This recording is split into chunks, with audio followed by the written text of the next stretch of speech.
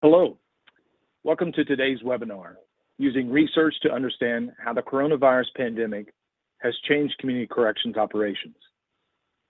My name is Nathan Lowe, Program Director of Grants and Research with APPA.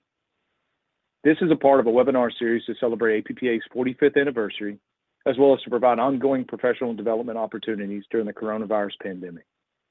I should also mention that all of the research highlighted today in today's webinar will be featured in a forthcoming issue of our quarterly journal Perspectives. So please keep an eye on that if you're an APPA member.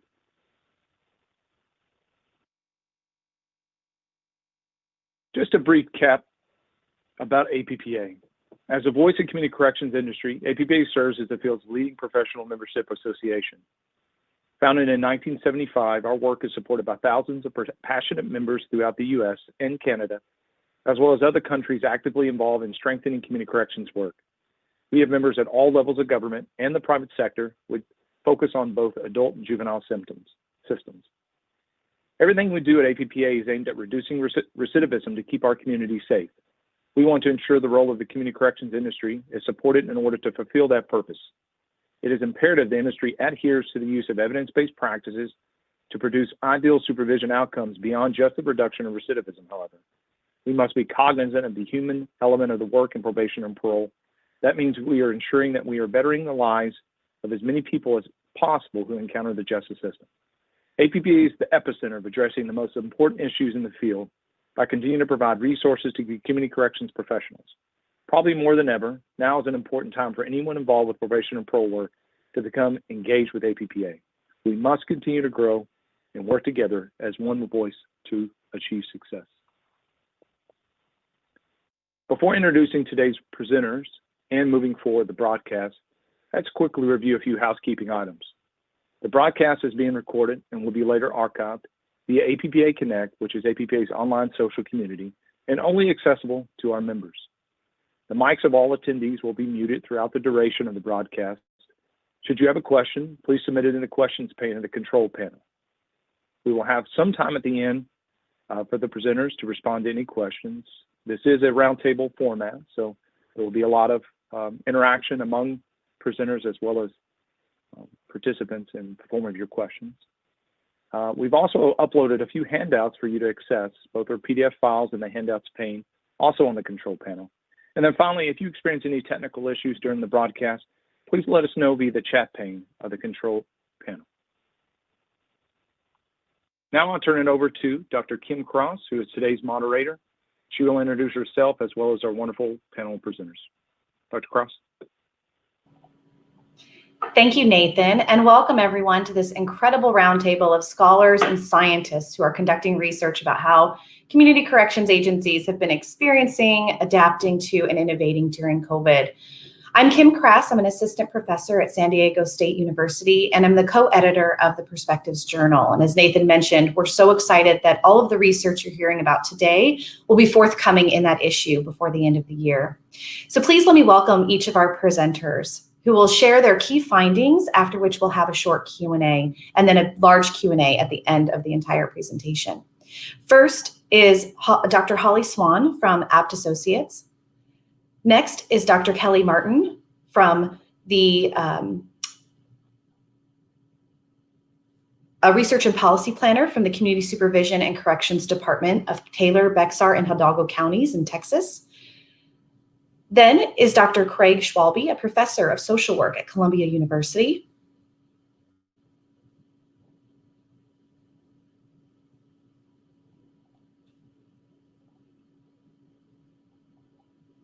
After that is Dr. Jill Viglione, an assistant professor at the University of Central Florida, followed by Danielle Cable, a statistician at the Bureau of Justice Statistics. So as we get going, we will begin with the presentation in that order, and I'd like to turn it over to Dr. Holly Swan to begin her presentation related to the pandemic preparedness and response among community supervision agencies. Great, thank you so much, Kim, and welcome everybody to our talk today. Thank you to the APPA for hosting this. Really excited to participate in this panel. So as Kim mentioned, my name is Holly Swan, and I'll be presenting on behalf of my colleagues, Walter Campbell and Nathan Lowe. Walter provided a lot of the analyses for this study, and Nathan Lowe from APPA was sort of directed the survey. So really excited to share some very, very early findings from the impact of the coronavirus pandemic on community supervision agencies. So, like the rest of us, community corrections agencies had to sort of rapidly adapt in order to accommodate the stay-in-place and social distancing directives that were coming from all levels of government and, sort of late March, early April, which is when this study took place. But in addition to the direct impact on community corrections agencies, there were a lot of impacts on all of the other factors that sort of influence community corrections. Reduced capacities in prisons and jails and courts, temporary shutdowns of community treatment providers and other social services, the impacts of the pandemic on job opportunities and other tools that community supervision officers have to provide to their clients in order to help them succeed. And also the impact of the pandemic on various criminal activity, which also had implications for community corrections agencies. And so in order to sort of understand how agencies were being impacted sort of immediately and in real time, the APPA distributed a survey to its members in late March, about 10 days or so after everything started to shut down, and the survey was open for about a month. And the survey went out through APPA's communications channels and was voluntary, but everybody was sort of invited to respond to the survey and sort of speak to how they were responding and dealing with the pandemic. So there were a total of 318 individual respondents who responded to the survey, and these represented everybody from sort of line staff to management and other staff. About 50% of the respondents were line staff and 40% were management, and then the rest being sort of other staff. These respondents represented 203 unique agencies throughout the country, 43 states and Washington, D.C., and all levels of government. We also had one respondent that represented an agency with tribal jurisdiction. Looking first at sort of agency preparedness and response, 67% of the respondents said that their agency did have a crisis protocol in place. The survey didn't get into, what that protocol was or how useful it was for the current pandemic, but they did say there was a crisis protocol in place at the time. 70% said that their agency implemented adequate precautions to deal with the pandemic. And to sort of unpack some of those precautions that were put in place, an overwhelming majority of respondents said that there was a shift to teleworking, although I will say only about half indicated that they felt they had adequate resources to telework. Remember, again, this is sort of at the onset. This was back in March and April, so things may have changed since then, and I'm sure we'll hear from additional studies in this panel about that. But in addition to teleworking and to sort of help with that shift and to kind of keep things going, some additional adjustments that were put into place were things like schedule rotation, staff coverage in office, reassigning of job duties, and site-based checkpoints. And again, this was to help sort of deal with capacity issues and management of the client services that needed to be in place. In addition to these adjustments, agencies also suspended in-office reporting, home and field contacts, arrests for technical violations, court hearings, and off-site reporting. And again, that goes back to sort of the context that community corrections is operating within, that if there's reduced capacities in the courts and prisons, it's harder for officers to send people to those places. So in terms of the impact of these adjustments and changes back in March and April, the biggest challenges that were reported actually weren't unique to community supervision. They were sort of, the personal life impact and the lack of physical contact, which I think we're all continuing to experience as this gets prolonged. But in terms of the actual work of probation and parole, some of the biggest challenges that were identified were in fact the suspension of home and field contacts, the suspension of court cases and violations, the loss of reporting days, and the lack of communication, both with colleagues from agency leadership, but then also with clients. And so, not surprising, because this is sort of the core of community corrections. The idea, it's in the name that community corrections, you're supposed to be out in the field, you're doing these things with the community. And when all of that shut down, that became a big challenge for the agencies. A quick note I wanted to make on technology. We did hear that there was a rapid increase in the use of technology, both for sort of workplace meetings and other sort of, collegial activities, but then also for client contacts. And while some respondents said that, this actually was a really good thing, that they, especially in like rural areas where it would take a long time for clients to come to the office for a check-in, or take a long time for an officer to go out to do a field contact, the use of technology actually made that a lot easier. You could get more contacts in by taking out that sort of travel time. But then on the flip side, the issues, especially back in March and April, and I suspect continuing today, were issues around sort of broadband access, Wi-Fi, and actual access to things like smartphones and tablets and other technology to be able to have those virtual contacts. So hopefully we'll hear sort of more about that today, but I thought that was an interesting and important finding to note. And then finally, just want to make the point that more research is needed on this. We're presenting research today, but since that's the sort of topic of today's roundtable, really wanted to put it out there in the article that we're submitting to the Perspectives journal that Nathan and Kim mentioned. We outline a series of research questions, but both around sort of understanding preparedness. So how were different agencies prepared, and how did that impact how they were able to respond? But then also more generally understanding what works in community corrections and why, so that when things happen and agencies have to make adjustments, they have more information on which to base those decisions. And so they can say, okay, this is an essential thing that we have to keep doing. This thing can get suspended or changed or modified. And so really trying to unpack some of those nuances will be an important step going forward. And that is the end of my presentation. So Kim, I'll turn it back to you for questions.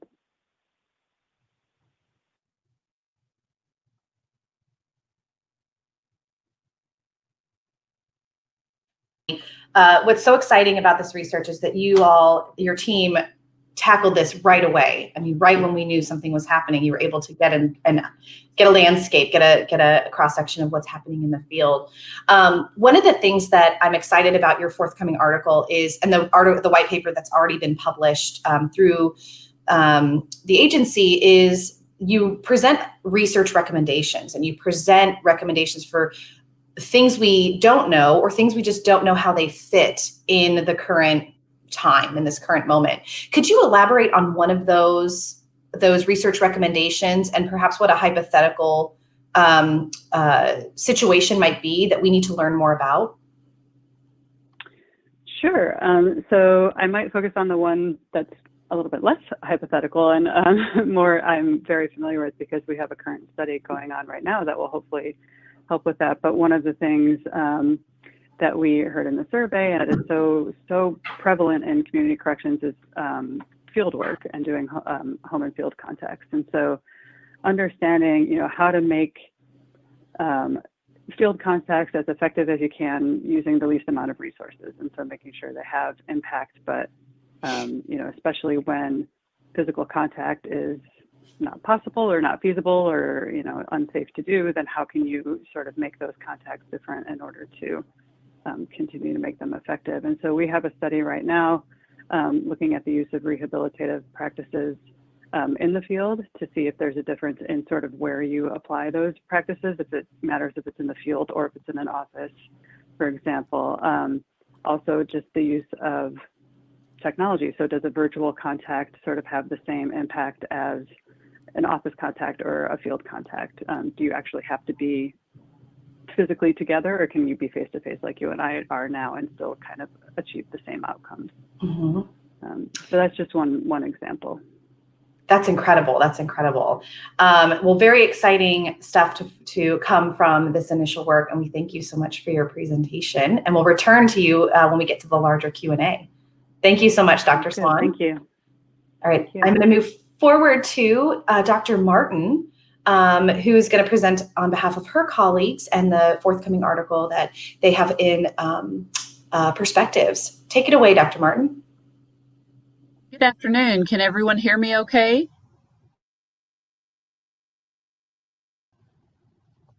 Hello? Yeah, you're good to go, Kelly. You sound fine. Okay, good. So thank you so much for this opportunity. Yes, our research, myself and Dr. Haley Zettler, are having this, we have an article coming out in Perspectives as well. We started this project early on and wanted to collect some of the same types of information that the other researchers have collected that are presenting today, but just to sort of avoid duplication of information about operational changes and so forth, I'll focus a little bit more on some different aspects of our research where we explored probation officers' attitudes about certain issues, stress, work environment changes, and specifically their relationship with their clients. We thought that was very important. Dr. Zettler and I both have practical experience as probation officers. I started my career 25 years ago and started out as a line officer. So I would also like to point out that we assembled a work group of professionals throughout the state of Texas in both adult and juvenile disciplines to help us develop our research questions, since they were boots on the ground, dealing with things in office, changes, closing, checking people's temperatures at the door of the courthouse and things of that nature. So to sort of avoid duplication, I'll focus a little bit more on those topics. We sent out this survey to all adult and juvenile probation directors in the state of Texas. And then we asked them to forward the link to our survey to the targeted staff, which, let me move to the next slide here, involved probation officers, basically any officer with a caseload, court officers, specialized officers, directors, assistant directors, and any kind of probation management staff, as well as information technology personnel. And we decided to exclude residential facilities operated by probation departments, as that was sort of a whole different area of expertise and it's just huge. Texas is huge. So we had to kind of narrow our focus. So we wanted to look at, again, operational changes in jurisdiction. We collected information on field visits, courts, those types of changes, the financial impact, and so on. We sent this to 123 adult probation departments and over 160 juvenile probation agencies, and the majority of our respondents identified as adult probation staff, while 23% were juvenile. We had a pretty fairly decent response rate from agencies, since we weren't able to track the actual response rate from the total number of officers and probation staff. We looked at agency response rate and had a pretty good rate there. So we ended up with a total of 1,353 responses, the majority of those from probation officers. So again, like everyone else across the country, yes, our operations were definitely impacted. Court proceedings were impacted, treatment services and so forth for clients. We did discover that our state oversight agencies were already collecting data on these operations. So we just sort of ended up, our survey, our results ended up as an independent source to corroborate the data that they were already collecting.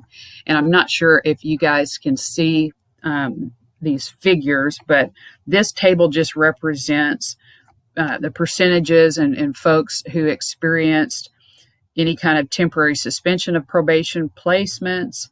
We looked at court proceedings, filings of motion to revoke and adjudicate, community service, drug testing, treatment and education classes. And, those numbers reflect, yes, everyone basically was, impacted by this. So I'll kind of go on to focus more on something that's a little bit unique about our study, in that we explored probation officers' attitudes and concepts related to stress, their relationship with their clients. Some of those questions identified that 40% of people agreed that they found themselves being more helpful than usual. And I think what I found interesting about this whole aspect of exploring that relationship was that it brought everyone down to our basic level of being human beings, instead of officer versus offender or client. People realized that, hey, we're all in this together. Everyone is feeling stressed out. We asked questions about how worried officers were about, their families contracting the virus. But to go on here, 50% of officer respondents stated that they helped clients with things that they normally didn't discuss.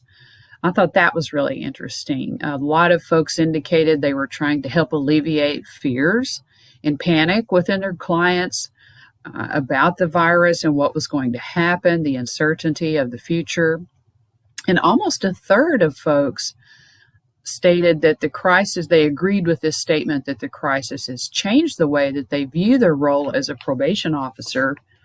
And some of those were in a positive direction and some were sort of in a different direction. If we have a whole qualitative data set with comments that we have yet to be able to finish analyzing, and that's going to yield a lot more information and probably a second article. But I would like to just read a couple of brief comments regarding that issue. One officer stated, "It has made me feel as if the lower grade crimes are not that bad and we should focus on the more serious crimes." Another officer stated, "The pandemic has taught me that my role as a probation officer has a far greater reach than simply enforcing conditions of probation." I thought that was really insightful and so true for a lot of us who have been there and had caseloads. Another one stated that it gave them more of a motivation to assist them, to help them. Again, kind of going back to this idea of the pandemic has brought all of us down to our basic level of being human beings, regardless of what our jobs are, our roles in society. Other folks that looked at sort of maybe not as a positive aspect of their role, but they really felt like no face-to-face was impacting their relationship. That's not necessarily a negative thing, but they realized how important it is to have that rapport, and a lot of times that can only be done face-to-face. Others felt as essential workers, maybe, they deserved more pay or compensation. Some counties are not able to give raises because of the budgets. But moving on, almost 1/4 of survey respondents from officers out of the 687 felt that they were less punitive towards their clients, and 1/4 would have a better relationship. And an overwhelming majority felt that video conferencing could help offenders be more successful on probation.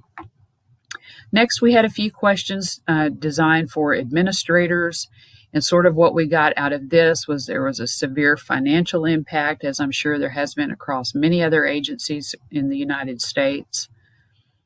But 82% felt that the pandemic has opened the door for more positive changes in the field. I think the pandemic forced everyone, all of these agencies, to change the way that we deliver probation services. So that sort of opened the window to looking at possibilities of incorporating technology and doing things differently. Traditionally, probation has sort of this culture of control, with clients and as bureaucratic agencies, rules and things to follow. And I think the pandemic, what we got from our research, kind of the resounding main point that came across to us is we can change ourselves, the way that we do things.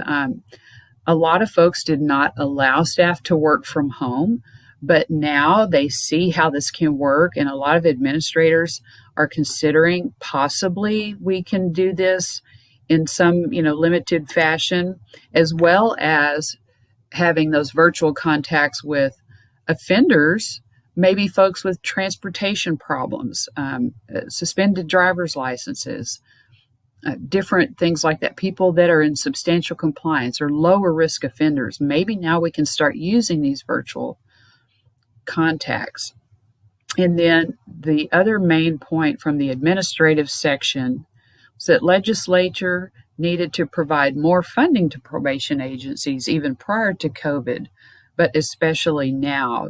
In Texas, as far as the adult system is concerned, relies very heavily on collection of fees from offenders. So during this time when you had less people being placed on probation, people losing their jobs, people unable to pay their fees, it really stood out as we need to really re-examine the way that supervision is funded here.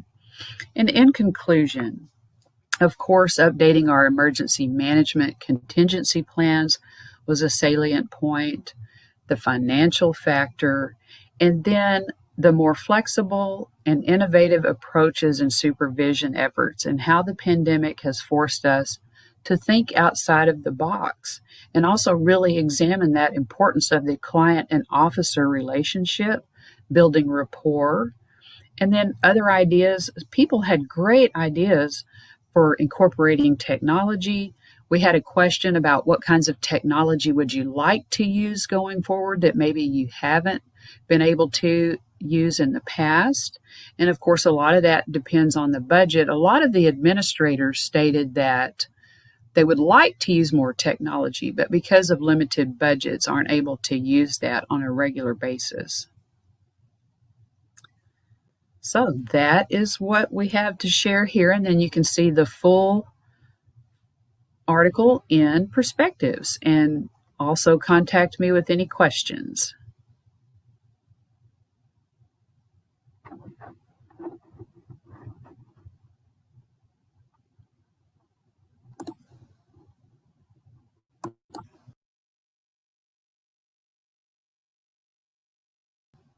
Hello? Yeah, Kelly, thank you for your presentation. I think Ken's trying to rejoin us. Okay. Could you guys hear me okay throughout that? Oh, yeah, you sounded fine. Okay, thanks.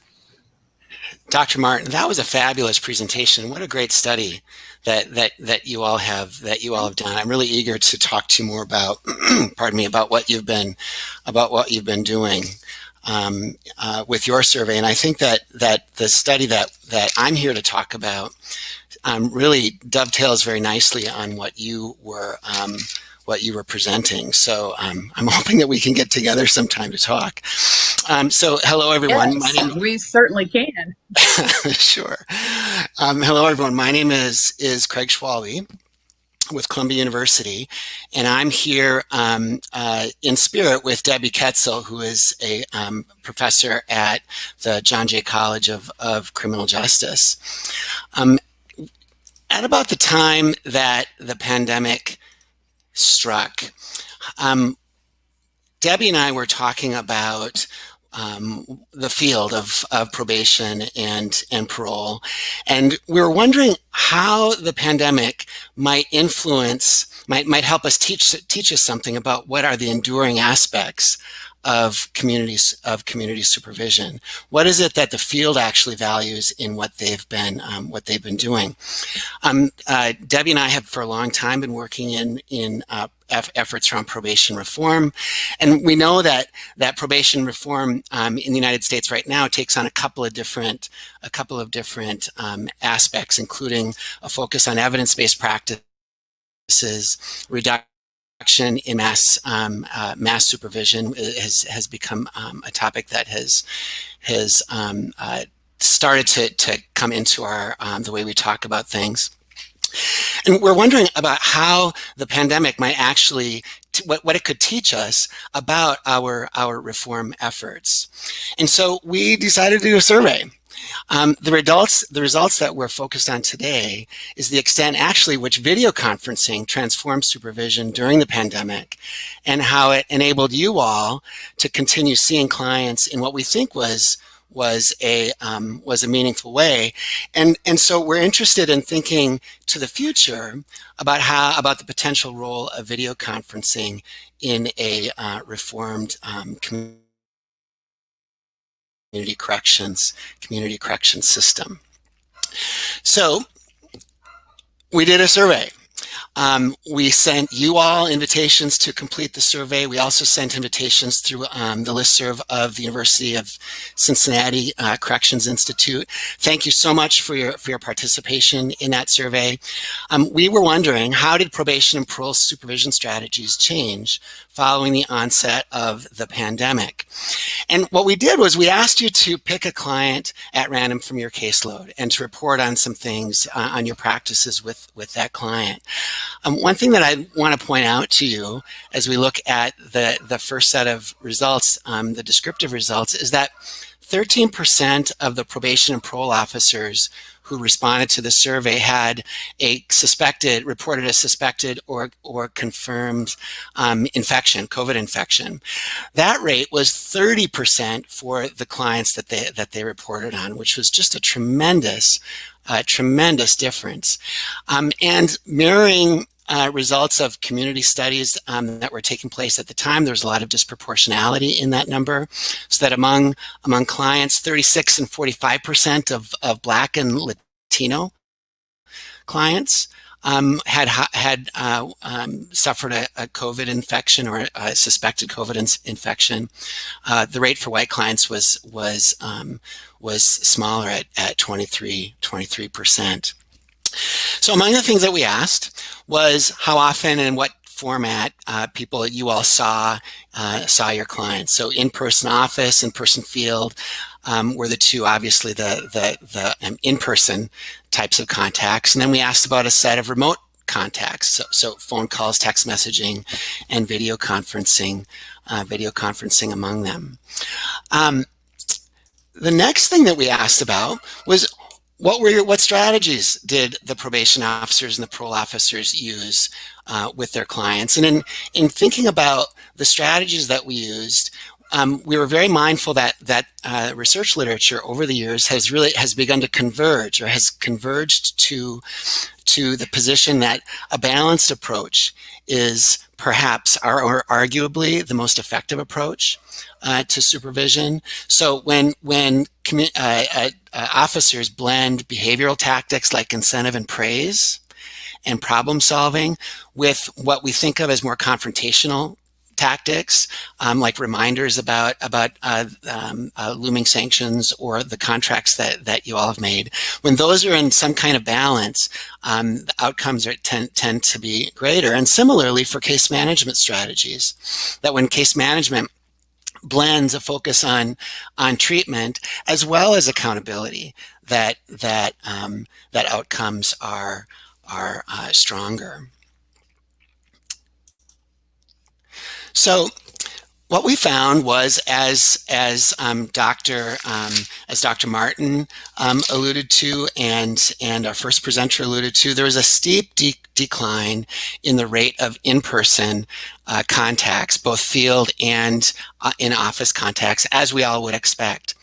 What was maybe less expected, at least for me, what was less expected was to see how remote contacts really picked up the slack, so that overall, participants in this survey reported actually more contacts in the period just after the COVID pandemic struck than before the COVID pandemic struck.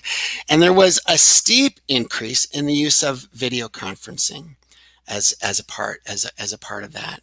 So it seemed that probation and parole officers were able to increase or maintain a steady level of contact, even a little bit more contact, by increasing their remote contacts. In terms of what officers did when they worked with their clients, in terms of the behavioral and confrontational strategies and the treatment and accountability case management approaches, there was really just a slight decline in each of these in the pre and post COVID supervision period. A lot of stability between them. And also, if you look at behavioral versus confrontational approaches before the pandemic, as well as after the onset of the pandemic, a lot of balance, favoring behavioral. But nevertheless, most officers reported doing both. Same with case management approaches, where most officers reported using both treatment and accountability-oriented case management practices, both in the pre and in the post-COVID supervision period. But check this out.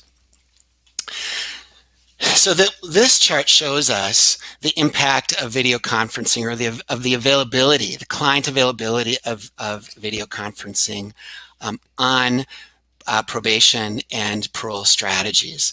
So in terms of contacts, those people, those clients who did not have capacity for video contacts, reported just under 6 contacts per month of all types.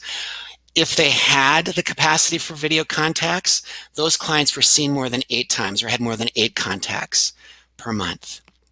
So a big increase in the number of contacts being supported, but when clients had available the capacity for video conferencing. For across all of our supervision strategies, video conferencing boosted the capacity of officers to do things with their clients. So they were able to do a little bit more behavioral work with clients, more incentives, more praise when there was video conferencing available. A teeny bit more confrontation, that was not a statistically significant difference, but still the levels were flat. So the video conferencing helped to sustain that. And with treatment-oriented case management and accountability-oriented case management too, the impact of video conferencing made a big difference. So we're left wondering, could video conferencing contribute to a package of probation and parole system reforms? Our thinking is that it can. Anecdotally, we're learning from agencies that we have personal contact with, that there's a lot of support for video conferencing, mirroring the findings from Texas that we just heard. And so our next studies are going to strive to articulate a set of best practices for implementing video conferencing in community supervision. So my time is well past, and so if Dr. Crass is back, I'd like to invite you to take back the mic from. There we go.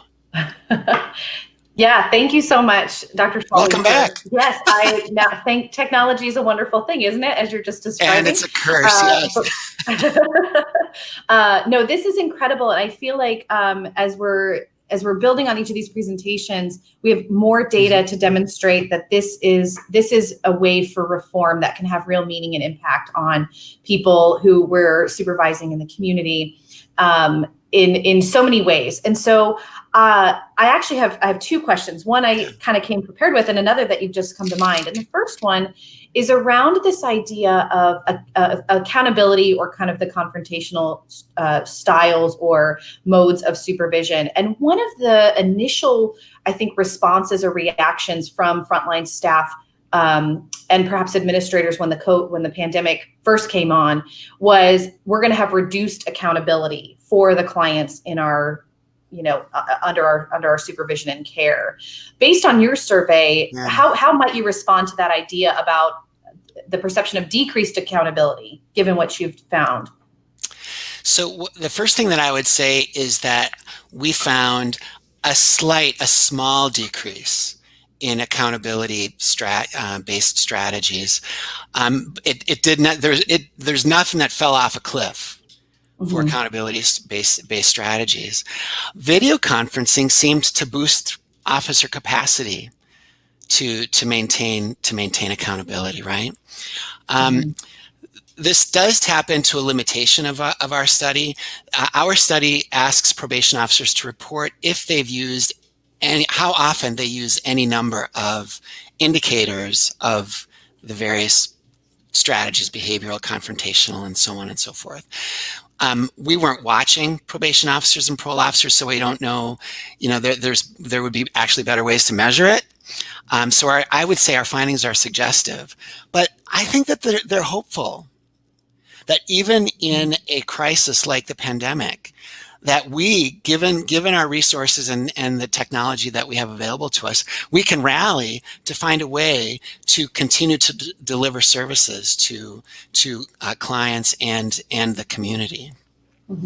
Well, and I think just as Dr. Martin showed in her data, and as Dr. Swan referred to in their ongoing studies about the efficacy of video teleconference or telesupervision, I would be really interested to understand how you are all endeavoring to study this idea about kind of the nature or best practices of video conferencing. Do you have any precursors or previews of that project? So one of the things that we did with this survey was we asked participants to let us know if they'd be willing to be recontacted. And our total sample was 1,051, I think, and about half of them expressed a willingness to be recontacted.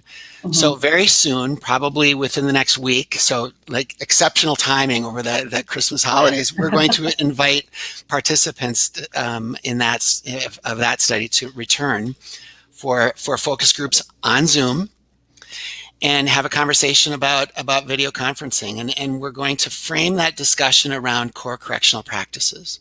Like when you are trying to hold people accountable, when you are trying to praise and give incentives, how are you doing that, and when is it successful when you're working through this medium? That's great. That's so exciting to think about what's to come from this research. So thank you so much, Dr. Schwalbe. We'll return for additional questions. And I'm going to now transition over to our next presenter, Dr. Jill Viglione from the University of Central Florida. Thanks, Kim. And thank you to the APPA for having me here today. I'm going to share some results from a survey that my team did back in June regarding how community supervision agencies have adapted to the pandemic, similar to the other studies that we've already heard about today. So the data that I'm going to talk about come from a ongoing longitudinal study. I'm going to be sharing the results from a survey of directors of community corrections agencies that we did in June through August of 2020.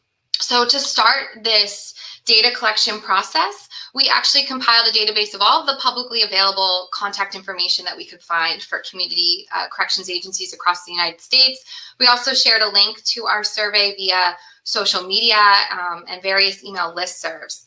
And so what we ended up with was responses from 347 directors from unique community corrections agencies across 42 states. These agencies we got the most amount of responses from Midwestern states and agencies that served adult populations.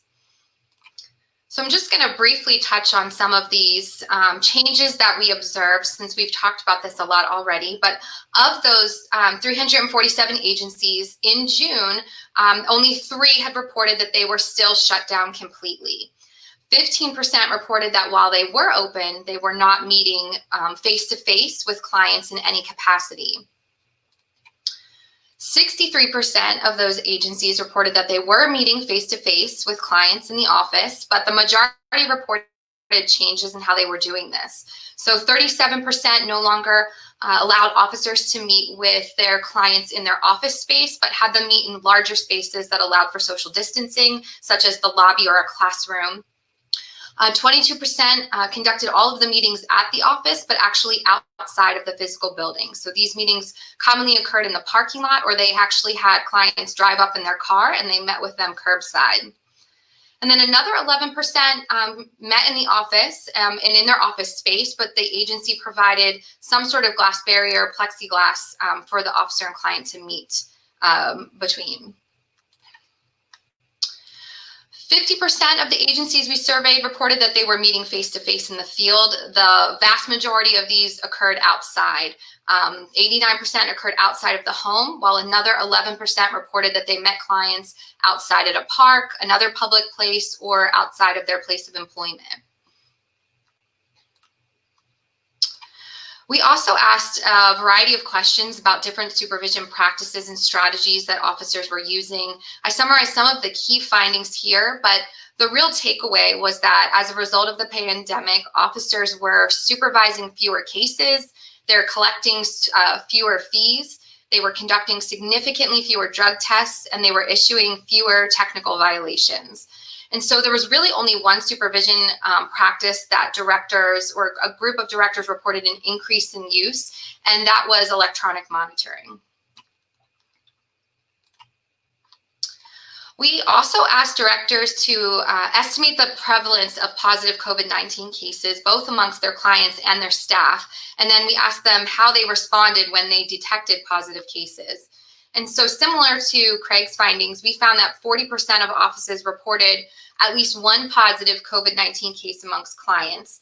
And in these situations, offices most commonly required the individual to be placed on remote supervision until they either tested negative or they were cleared by a doctor to return. Some agencies increased their cleaning protocols more than they already had done, hired cleaning services, and then others, a smaller fraction, closed the office temporarily and put everybody on remote work. And the one caveat here is that directors noted that it was very challenging for them to keep track of positive cases amongst their clients because this depended on clients sharing that information with them. So these are likely underestimates of the of cases for clients. 16% of our directors reported that they had at least one positive COVID case among their staff. This most commonly resulted in increased cleaning and hiring cleaning services. 50% of offices also did require the officer to quarantine, and they could not come back to work until they tested positive.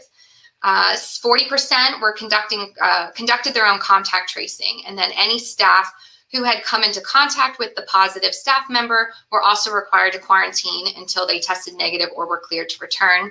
And then 17% shut down the entire office temporarily. At the very end of our survey, we asked directors to report on the single most beneficial policy that their agency has implemented so far. And overwhelmingly, the response was that the use of remote supervision was the most beneficial strategy. This allowed officers to maintain contact with clients while also prioritizing the safety of staff, of their clients, and also both of their families. The next three most common strategies reported were the availability of masks or PPE, with offices who prioritized obtaining these early on in the pandemic reporting this was very helpful to them to providing to their staff. The use of rotating schedules so officers could use that mix of remote work and office work more safely. And then an overall reduction in the face-to-face meeting requirements, which alleviated pressure on officers to make that in-person contact. We also asked directors to report on the single most pressing issue facing the field at that current moment. And the most common response we received was the limited ability to conduct drug testing.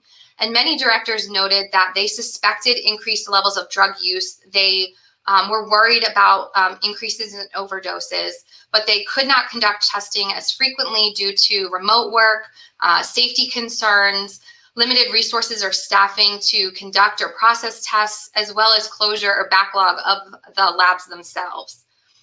The second most common response was the inability to hold individuals on supervision accountable. So I know we just spoke about this. So this was a major issue that was noted on our survey. And so directors talked about how judges were not sentencing individuals to incarceration. They were not issuing arrest warrants for violations, and that there were also court backlogs that equated to a delay in responding to probation violations that were filed with the court.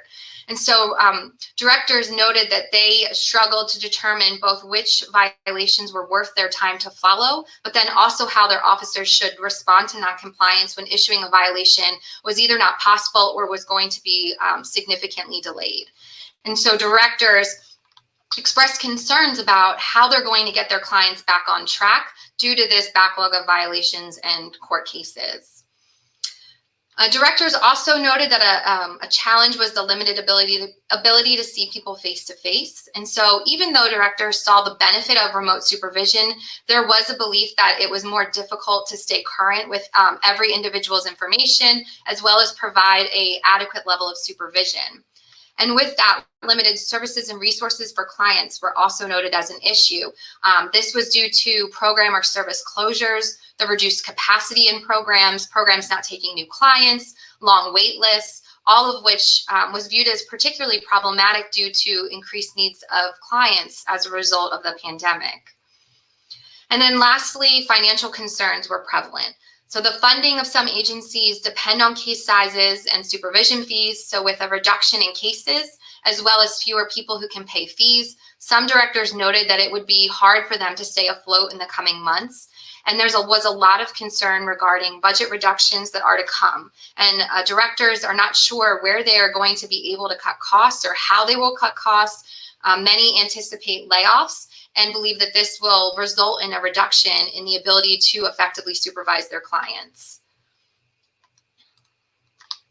So I want to just conclude here by sharing some thoughts of directors regarding the future of probation. And so there was a desire for an increased consistency in how agencies adapt and respond, both within states, but across the country. And so directors expressed a desire for specific guidance on how to proceed, how to reopen as that occurs, when they should tighten restrictions back up again. And they wanted this guidance to come from higher up, so from the county level, state level, or even a national level, so that agencies would start to provide more consistent services. And then second, there was a clear recognition of the vast changes that directors and staff have implemented in a very short period of time, and a view that the field will likely be permanently altered as a result of these changes. And so directors discussed how they've tried new strategies that they would have never tried before. They began using technology that's been on the back burner. They have learned important lessons about the level of supervision and the types of interventions that some individuals need or don't need. And many described this as an eye-opening experience that must be documented and researched, but also learned from as agencies eventually come out on the other side of this pandemic. And so thank you for listening today. And to those of you in the audience who have shared your experiences with us already, thank you so much for making our research possible. We do have a survey open right now to document the ongoing impacts of the pandemic, since this is a continuous situation. So if you're willing to participate, please email me, or you can also access the link to our survey on either our website or our Twitter. Thanks so much for your time. Thank you so much, Jill. This is such an exciting and extremely comprehensive study. So I'm really excited to see what the next couple waves demonstrate. I also want to share that part of your research, while it's featured in Perspectives, you have a much larger article that is open access in the journal Victims and Offenders. So if people want to see more in-depth information, you can see that article as it's already published and it's open access. So there's so many things I want to ask you about this particular study, but I'm going to focus on what I was initially going to ask you, and then we can go from there. But is around this idea of directors, like, all of a sudden doing things they didn't think they would have the capacity to do or want to do. And one of those areas, which is echoed by an article we have an interview we have in Perspectives with Dr. Beth Skinner, who's the director of the Iowa DOC, talks about not using violations in the same way we have in the past. And so I'd love if you could expand a little bit more. You mentioned the reduction of violations, the reduction of different compliance efforts. I'd love if you could talk a little bit more about that and how that's shifted based upon your data. That's a really great question. And so to be honest, right now, I don't have the answers for how it's shifted. That's some of the data that we're collecting currently. And we also are doing interviews with frontline staff where we're asking them more about their decision-making process in terms of approaching non-compliance and behaviors that they might have typically issued a violation or revocation for in the past, how they are responding to it. So I think it's a very important question. And so with this first round of surveys, we were trying to get a grasp on what the issues were. And now our goal moving forward is understanding more which issues are sustained issues, and then how have you responded to those and early on issues that you have been facing. So I think it's a very important question that needs specific ongoing attention. Great. And I know that one thing you address in your survey and is present in the Victims and Offenders publication is directors speak specifically about their perspective. And so you mentioned that some directors were trying new things they didn't think they would. Do you have a specific example Yeah. Of what something a director shared? So the technology is the biggest example. So using the video conferencing, I think, is the biggest advance of technology that directors have talked about. You know, we've seen technology grow slowly, right? We have kiosks. We have some states who use smartphone applications. We have some states who use call-in supervision, but largely those technologies have been limited to low-risk individuals. Mm-hmm. And so this pandemic has forced agencies to use these technologies with their entire caseloads. And so this is an area that, you know, is ripe for study to understand kind of what impact this has on client level outcomes and agency level outcomes, to see how these technologies might be sustained for, especially in situations where agencies are going to be in, have financial crisis, and how they can better utilize their resources. Great. Thank you so much for sharing that. I know we'll have a few more in the Q&A, but I'm going to transition our presentation over to Danielle Cobble from the Bureau of Justice Statistics. Thank you so much, Danielle. And you were going to share your slides, right, Danielle? Yep, I'm going to share my screen. Okay, I will let you take it away.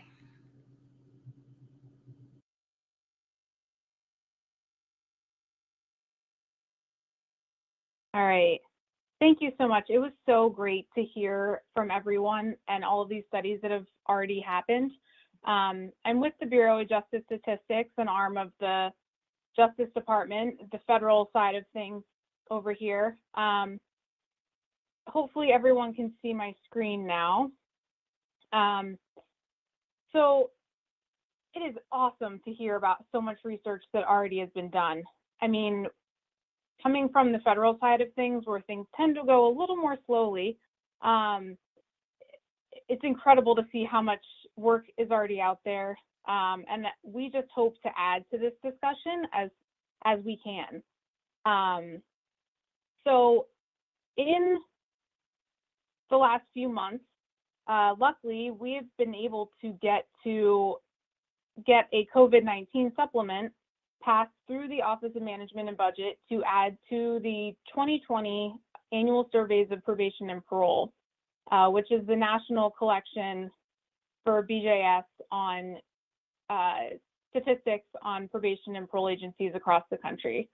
Our goal is to create a national estimate of the number of people on probation and parole each year. So in developing this supplement, so what's going to happen is that this is going to be added to the 2020 collection. The annual surveys of probation and parole is collected at the beginning of each year, asking for data on the previous year. So in January 2021, we'll go out to the field with this 2020 normal survey, as well as this COVID-19 supplement.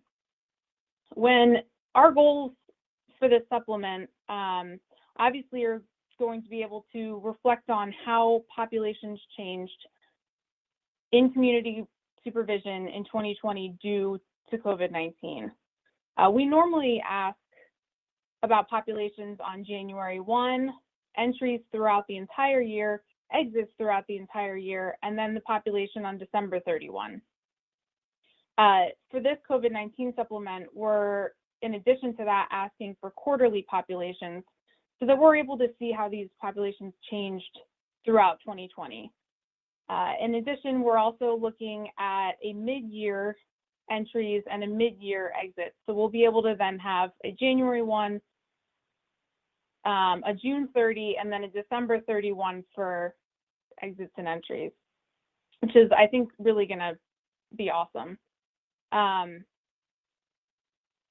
Looking through the additional questions in this survey, we were also asking about reporting requirements and how those have changed. I mean, it was awesome to hear from the other presenters on how similar some of the questions were asked. So hopefully we'll be able to create a national statistic on this as well. Similar to some of the other questions that have been asked, we're looking at how policies, procedures, all of that has changed. One of the drawbacks to the BJS probation survey when in regards to this type of supplement is that we're bound by a certain burden as well. So in states with a centralized probation system and parole, most states have a centralized parole system, we're really only going to that centralized reporter, which I know limits a lot of the information that specific agencies would be able to give, that the central reporter sometimes doesn't have that information on. So we kind of were juggling between what we knew a central reporter could report to us as well as what we knew the field wanted to know. So going through some additional questions, we're going to look at if offices were closed for any time, reduced business operations, and then really the meat of this, and I know that there have been some research already done on this, which is so excellent. How did techniques change? We're looking at decreased use, increased use, change, and if they weren't changed at all. So looking at office visits, home visits, field visits, we know that a lot of those went outside during the pandemic. Increased use of video reporting. And then also looking at changes in arrests, suspensions, and different reporting practices throughout the agencies across the country. What I'm showing here is also available in the handouts, and this is the probation supplement. The parole supplement is very similar to this. So we're looking at changes in telehealth and curfews. And then after doing some testing in the field, and like Dr. Viglione had just talked about, we learned that, you know, a lot of drug testing procedures were changed this year. The pandemic caused, you know, a decrease, well, what we believe will be a decrease in the amount of drug testing that was available to people in community corrections. So we added a question here asking how drug testing procedures changed, if they changed, how they changed. So we're hoping to collect this data nationally through the Bureau of Justice Statistics, the annual surveys of probation and parole, and be able to present a whole, you know, slew of national statistics from the COVID-19 supplement next year when we collect this data. We're really looking forward to seeing how things changed. You know, we had similar supplements go out for jail populations.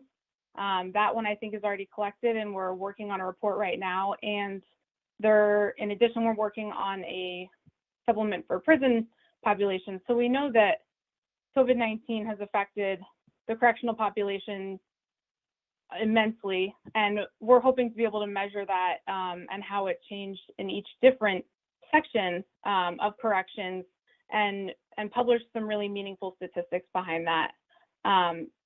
So these supplements are available in the handouts, and I'm looking forward to getting some great feedback on that, and we hope to have national statistics out on that next year after the collection is complete.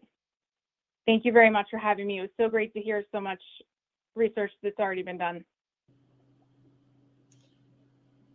Great. Thank you so much for sharing that. One thing I love about hearing your presentation is we get kind of a backstage view about how BJS collects all these statistics that we so heavily rely on. So it's really neat to see the convergence of these questions with a lot of the surveys we've had that have already been presented. So that's wonderful. Do you foresee any unique or new challenges to collecting this data compared to the past, compared to the traditional collection of the population statistics? I mean, I think we saw some challenges in the 2019 collection. So we were in the field at the beginning of 2020, collecting the 2019 data. So we did see some reduced response rates because agencies, obviously, you know, it's March and April, we're asking for data and they're saying, obviously, we have more important things going on. So we also have some data collected on response rates in 2020 that we hope to publish some metadata on. But yeah, we did we did struggle in 2020 with data collection because we also, we're in the pandemic too. We feel guilty going to people asking for this, knowing that there are much larger priorities going on, but that also, we want to create reliable year-to-year data. So yeah, I do, we already saw that, and we probably will see more. Thank you so much for giving this preview of what that data collection looks like and what we can kind of expect and look forward to. I would love to invite all of the presenters to come back on stage as I'm actually going to open up doing a follow-up to Dr. Martin, since that's when I disappeared from our conversation. And it's really, I really like to have a conversation about some of the overarching themes across all of these data collection efforts. And one of the central themes that starts is around what Dr. Martin initially talked about, which is the pandemic has forced us to change or rethink the way we encounter our relationships with the people under our supervision. And that the studies that we have forthcoming from Dr. Schwalbe and Dr. Swan and Dr. Viglione about what that will look like and the efficacy of those practices is important. But I would love, Dr. Martin, if you could elaborate a little bit more on some of the things you're seeing across the jurisdictions in Texas about maybe what people are anecdotally sharing about how their relationships have changed and how they're using practices differently.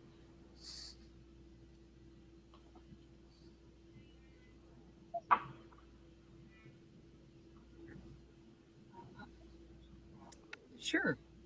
I'm having a little. Oh, probably the same problem that I had. So while Dr. Martin gets back on, I would love to open up kind of some conversation around this theme of just the change in the nature of supervision.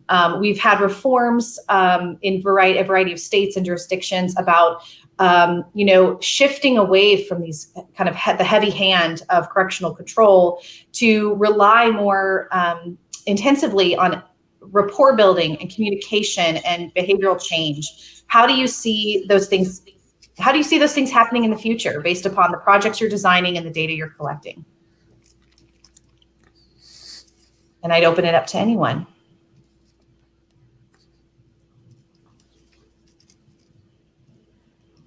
I'll go ahead and make a comment. This is Holly Swan from APPA. And I think for me, it really comes down to, and it really resonated when Dr. Schwalbe was presenting about the different tactics and the different modes and how different tactics are used in different places. I think it's so tempting to just have like, oh, well, this is the answer. This is the silver bullet. Like, if we do it this way, it will work. If we do it that way, it will work. When I think really it's what combination of these things is most impactful, and what are the activities that are best provided virtually, and what are the activities that are best provided in person, and what are the activities that are best provided in the office versus the field, and trying to figure out sort of those mix and match of different activities, and thinking, how can we use technology and all of those things, to facilitate that. It's, technology doesn't have to just mean virtual. It can be, an interactive tablet that you use in the field, or, I don't know. So just thinking about when Dr. Schwalbe said that balance, that really resonated with me, and figuring out, how do we maximize the impact, because we know it's not one thing or the other. So. Yeah, definitely. I have, so I do think that community corrections is much more complicated than the simple pendulum swing that we like to write about and talk about. And so I do think that the idea of balance is probably enduring. It's probably an enduring idea that we just sort of, in our intuition, in our gut, we kind of know that we need to give honor to the accountability mandates and missions that probation and parole officers carry, as well as to the human service mandates that they carry.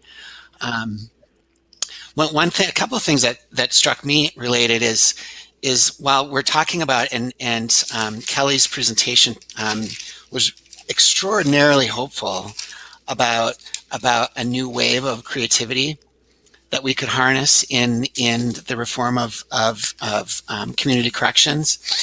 At the same time, Jill and Holly, was it your study that featured concern about the diminished capacity to hold people accountable as a consequence of the pandemic? And that really struck me as being wanting to hang on to also to this thing that we think is that people think is important, you know, for reasons.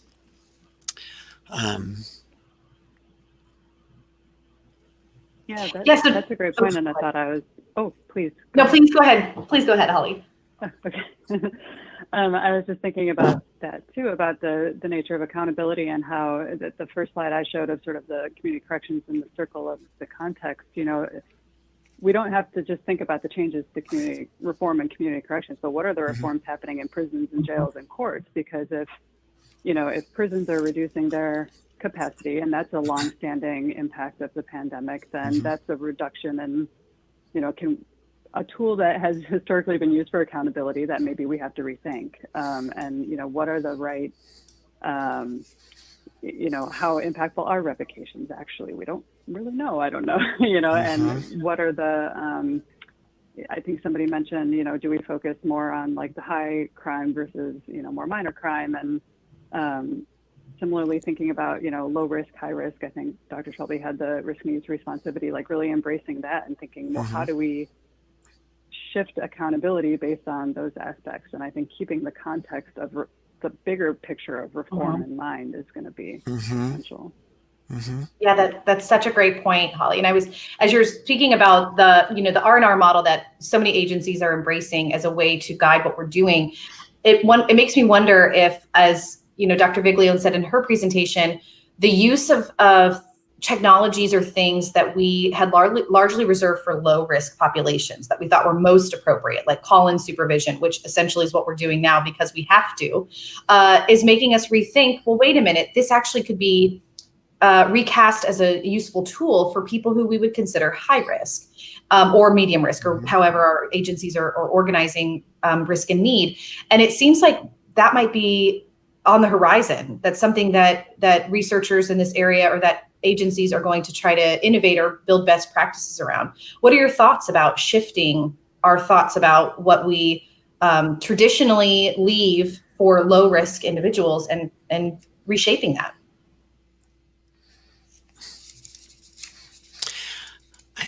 I think for me, it points to, so first of all, it points to the hopeful possibilities, right? That by reforming and rethinking some of our practices,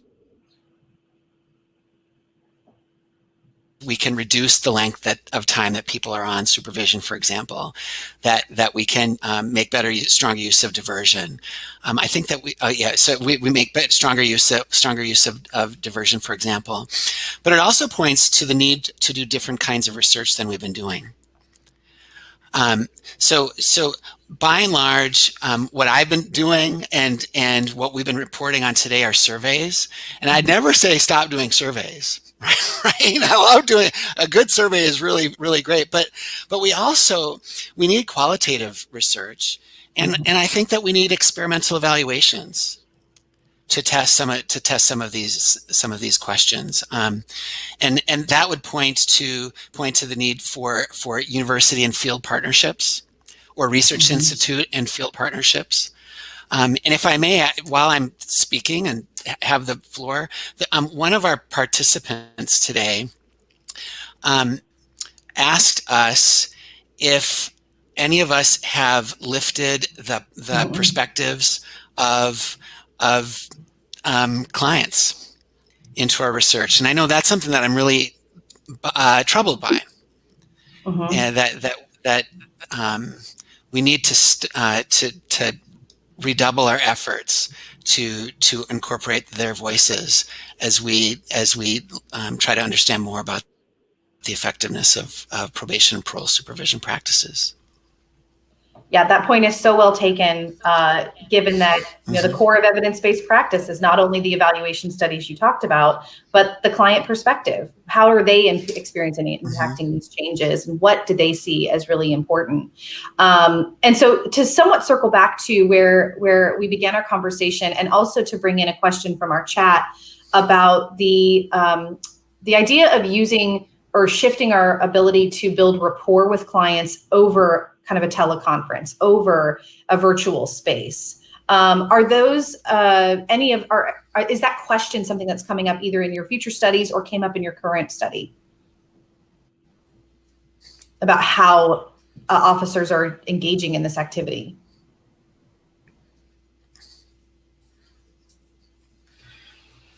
Can we have some of that from our qualitative interviews with officers? We just haven't not analyzed those data yet, but we that was one thing that we were specifically interested in getting their perspective and how that was happening at the front line.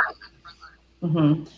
Well, that's awesome to know, and it's awesome to know that everybody has these rich qualitative data to pull from, given what Craig has just shared, and I think is super important, and also speaks to the questions that exist in the chat are all questions that we'll answer from qualitative data. So then let me ask kind of another thematic element that's come across all of these studies is really this concept of rethinking practices in general, but one of those practices is around budgets and finances. And what I heard across each of the presentations was that many agencies have largely been funded by the client's fees and fines themselves. And as we're learning more about kind of the disproportionate use of fees, the kind of recast of a debtor's prison by a community corrections, how have we seen this alter in the pandemic situation, and how might this lead to changes in the future?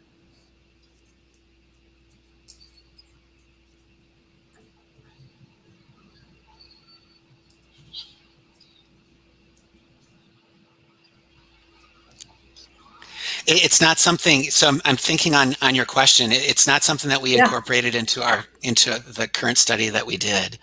I don't know if Jill or Holly or if Danielle, if you have any insight or data about that question.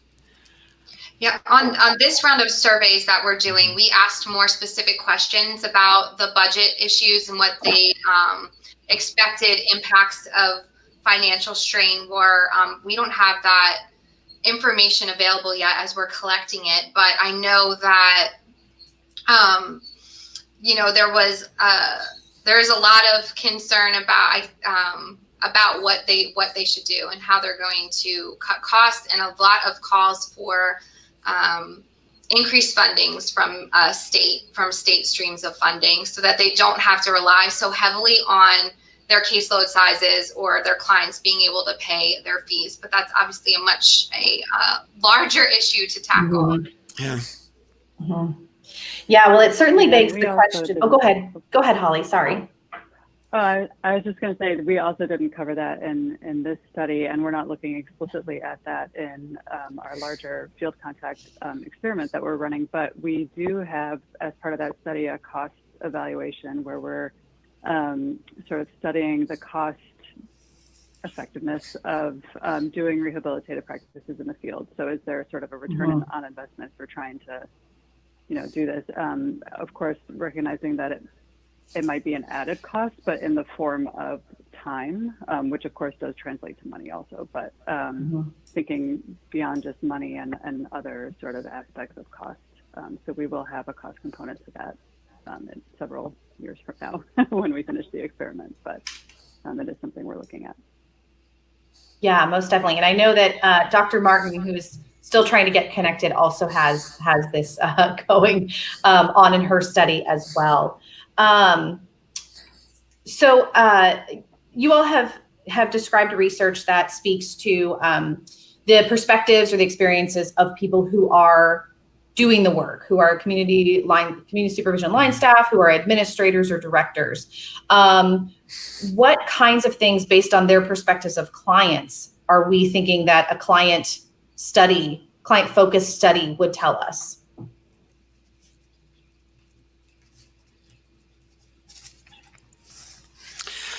think it could get at a lot of the things we've been talking about already. Okay. Ability to establish rapport in different modes of contact.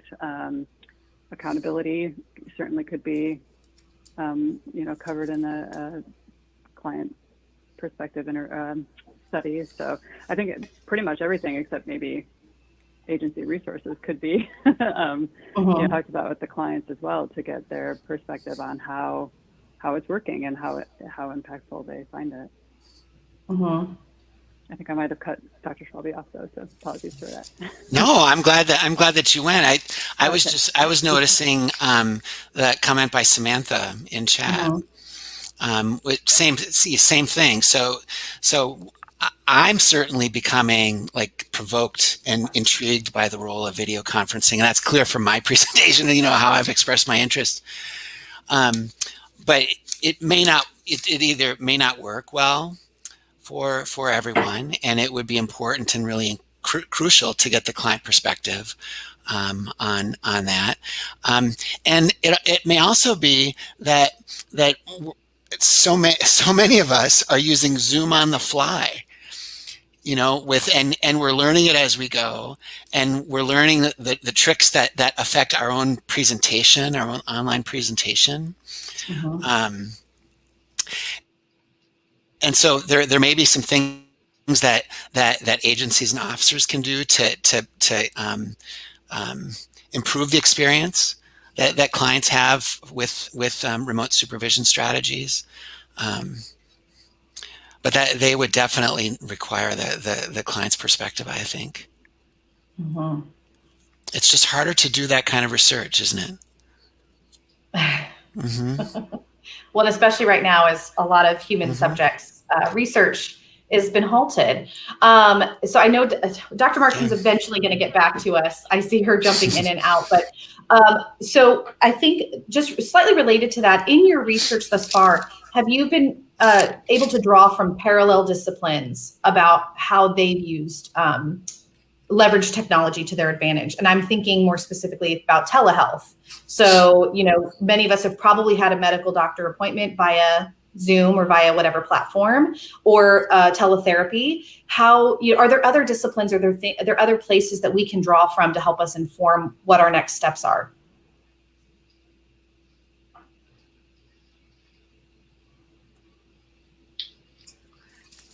Kim, I think that's a great question, and I think definitely going to the clinical field and looking at what mental health treatment, substance use treatment, they've been using technology a lot. I would say a lot longer.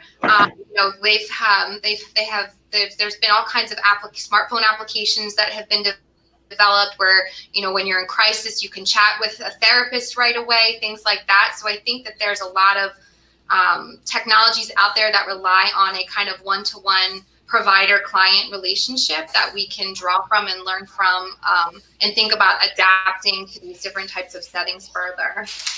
And they deal with a lot of HIPAA concerns and privacy concerns and all those things that would be relevant for these populations too. We're working on this issue in our School of Social Work. Yeah, tell us more. Because human service providers across all fields are addressing this, not just in mental health and in medicine, where telehealth is, it's called telehealth for a reason, right?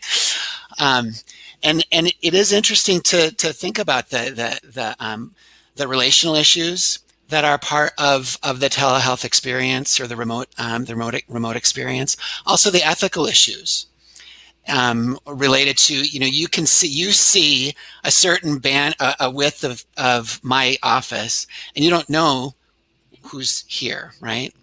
And then the logistical concerns, we've dealt with them already on this webinar about what do you do? What's plan B when somebody freezes or they drop? So there's a lot to learn. But I want to raise the counterpoint that I think that if we do this well, there is a lot that probation and parole experience can also teach, because there are a lot of human service folk who are seeing mandated clients.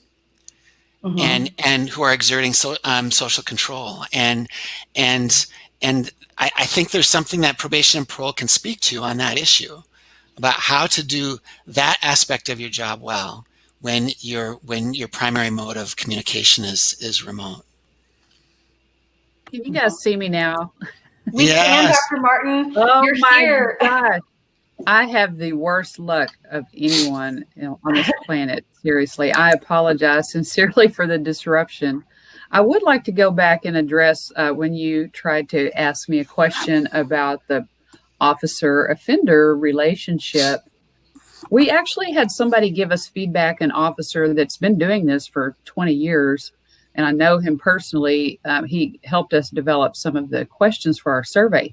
He said, the clients during our telehealth visits seemed a little bit more relaxed. He said, I've really forgotten how stressful it can be for folks to come in, go through the metal detectors and all of this and come into this office, our environment, to report.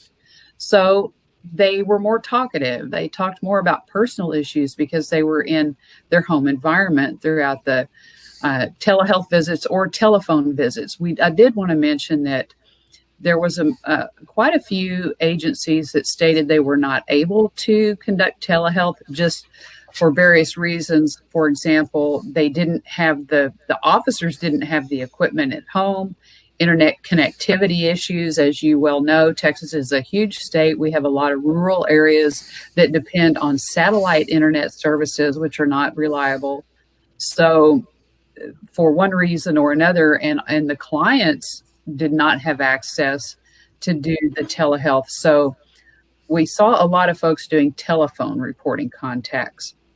But going back to the officer offender relationship issue, this was very encouraging for us to hear, to see that folks are really thinking about that aspect of their job more so because of the pandemic, and really trying to view clients in a different way, or being more helpful than usual. Not that people are not helpful, but again, it just kind of brought us all down to this level. I mean, it's such a strange experience, isn't it, for all of us, where people all over the world are going through this. We're all going through something as humanity at the same time.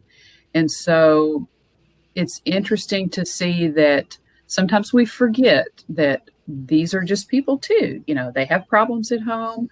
We're experiencing some of the same issues. So we do have a lot of qualitative data, again, that I mentioned earlier, that we have not analyzed completely yet. It's huge. We have thousands of comments to go through and conduct a thematic content analysis. So we definitely want to be able to share that information. And early on, too, we discussed, okay, we're surveying probation staff, probation officers, supervisors, directors, IT personnel, because we've collected so much information on how it's affected operations. But we want to survey probationers.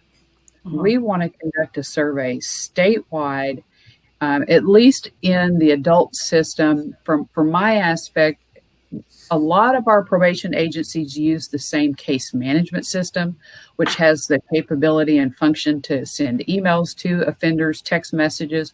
So we can create an online survey, and we can reach at least an 85% of agencies in our, adult probation agencies in Texas use this same system. So we have the capability to reach a lot of clients through an online survey, and we're very encouraged by that. So we'll see how that goes. It's just so much has been happening. We haven't been able to get that off the ground yet. So thank you so much for sharing that, Dr. Martin. I think everybody's echoing the sentiments of wanting to get in touch with our clients. Let's learn from their experiences and understand what they're going through right now. Especially as you've described, we're all going through this together. We're all going through this in very similar ways that reminds us of kind of the human nature of our roles and responsibilities. So we are just about out of time, and I encourage everyone to do a scroll through the chat and see some of the great things that our attendees have shared about their experiences. I'm also excited to have the last issue of 2020 of Perspectives come out. Please, everybody, take a look at it. read these studies in more depth, and there's certainly more to come from each of these projects as all of the researchers have presented kind of their next steps and what we can expect and hope from the future. Nathan, are you back on board to send us off? Yeah. Okay, yeah, wonderful. I just want to thank all of you today again. I thought this was a great discussion. We've gotten numerous feedback and questions from participants, all of which we can compile and make available. This is because to allow the discussion to continue to happen, the interactions to happen. So I appreciate everybody's participation as well. Just a few things to note. Hopefully most of you, if not all of you, know about our web resources page related to the coronavirus pandemic. All of the resources that we've compiled over the last several months, then all the roundtable discussions, the research, and everything that we thought may be helpful to our members and constituents is available on that website. So the direct link is shown on this slide, or you can find the link on the homepage of our website, and we hope that you find them very helpful. Also, just a quick plug, hopefully many of you already know that APPA is hosting its 2021 Winter Training Institute virtually, February 22nd through the 26th. We would love for you to join us for this week-long event. Our annual institute went well. We're planning to make this next institute even better, more robust program with dynamic speakers and presentations on topics of great interest to the field. You can find more information about the Institute on the homepage of the APPA website. And then following, of course, today's broadcast, you're going to be invited to complete a short survey to tell us what you liked in the areas we can improve on for future sessions. So please take a few minutes to complete it. You'll be doing us and the presenters a favor. Again, thanks for attending today's session. Stay safe and healthy, and most importantly, happy holidays.